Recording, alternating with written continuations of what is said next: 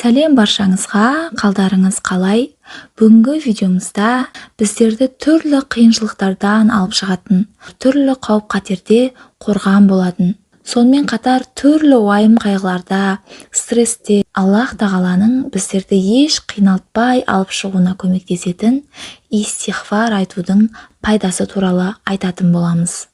Алла тағала Құранда былай дейді: кімде-кім бір жаман іс істеп қойса, немесе өз-өзіне зұлымдық қылса, кейін ол истихфар айтып, Алладан кешірім тілесе, Алла тағаланың аса кешірімді, ерекше мейірімді екенін көрер еді. Ниса сүресі 110 аят. Құранда осы күнге дейін істеген күнәларың үшін Раббыларыңнан кешірім тілеңдер, содан кейін күнәларыңа өкінген бойда оған шын пейілмен бет бұрыңдар, сонда ол сендер үшін